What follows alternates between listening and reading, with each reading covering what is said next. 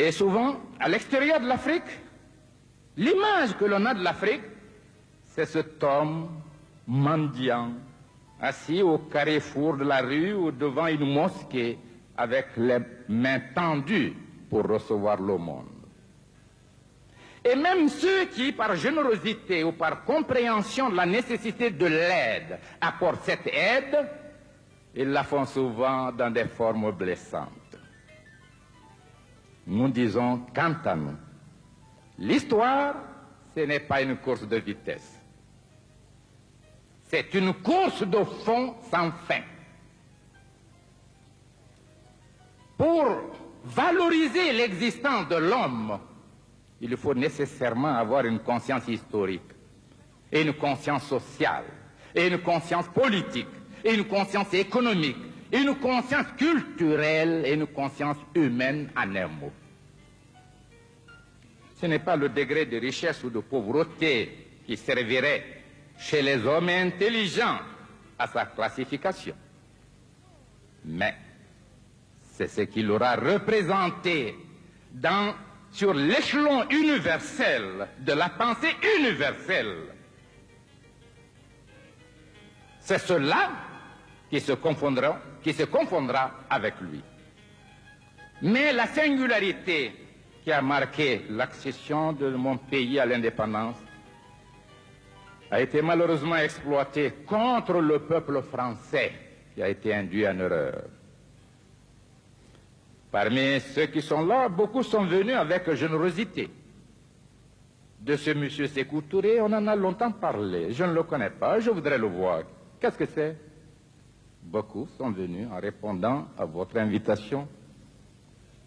Et beaucoup se posent la question, quel est cet homme?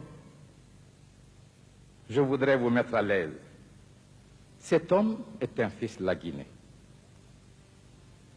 Cet homme est un être simple qui a commencé la vie à 17 ans, qui n'a bénéficié que de l'enseignement primaire. Cet homme a été brimé tout jeune. Un arrêté interdisant au secteur public et privé de lui donner un emploi. Cet homme n'avait rien. Et au moment où, pour la première fois, son parti, le Parti démocratique de Guinée, l'avait choisi pour être le candidat député pour le Parlement français, il lui était réclamé 5 000 francs.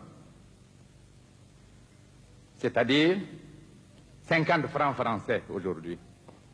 Cet homme, pendant un mois, était incapable par lui-même de trouver les 5 000 francs. Mais cet homme était déjà dans la conscience des travailleurs de Guinée.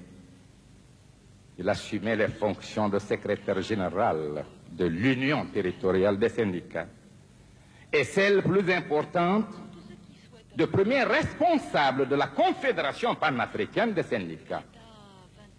Cet homme n'a pu obtenir les 5 000 francs que lorsque les dockers de Conakry ont appris l'incapacité du candidat à se faire inscrire, faute d'argent, avait donc organisé une souscription pour amener les 5 000 francs. Je suis le fruit de mes frères et de mes sœurs. Et les femmes de Guinée ont pris position pour cet homme, unanimement. Et je ferai de telle sorte qu'elles n'aient jamais regretté leur mobilisation.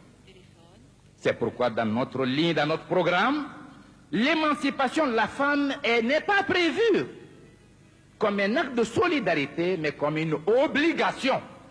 Il s'agit davantage de l'émancipation de l'homme qui brime et exploite la femme que celle de la femme. Voilà notre conception et nous la traduisons systématiquement dans toute la législation depuis que nous sommes indépendants. Et vous pouvez voir à l'université, à toutes les écoles, nous exigeons l'égalité de chance. L'égalité de l'effectif.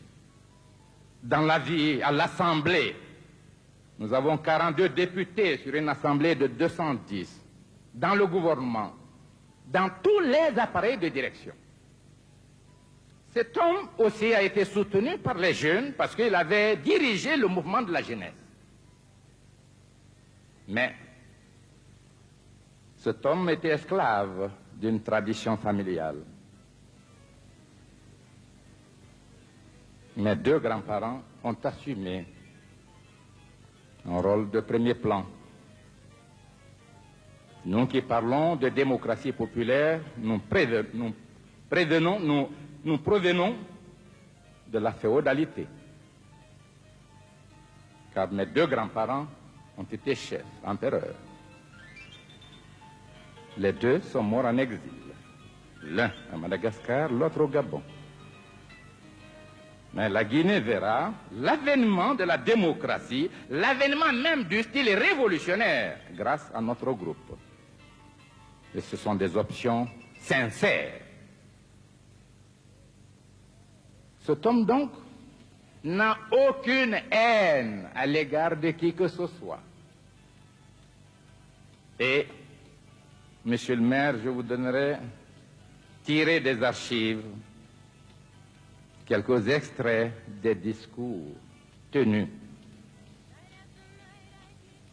lorsque le général de Gaulle, président de la République française, était venu à Conakry. Nous avons tout fait, mais l'incompréhension était totale.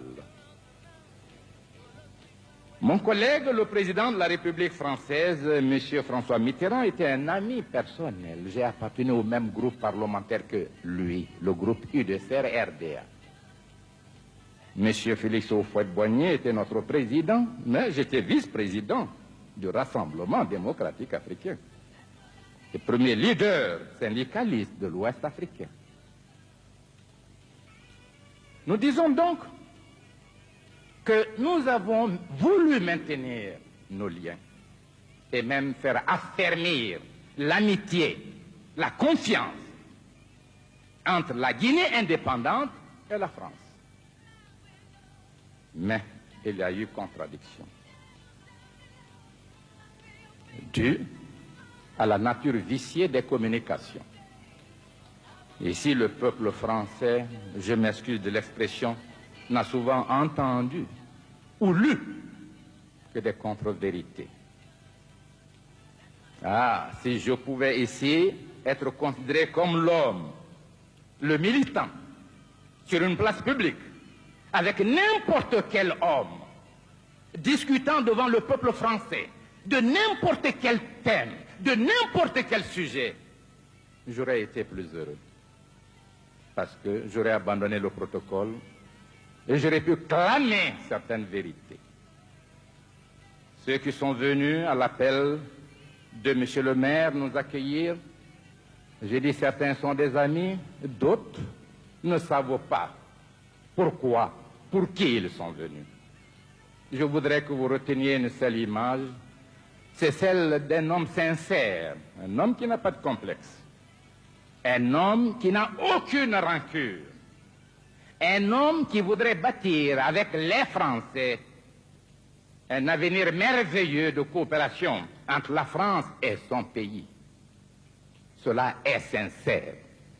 Mais nous connaissons un fait, chaque pays, quel que soit le niveau de son développement historique, a des besoins.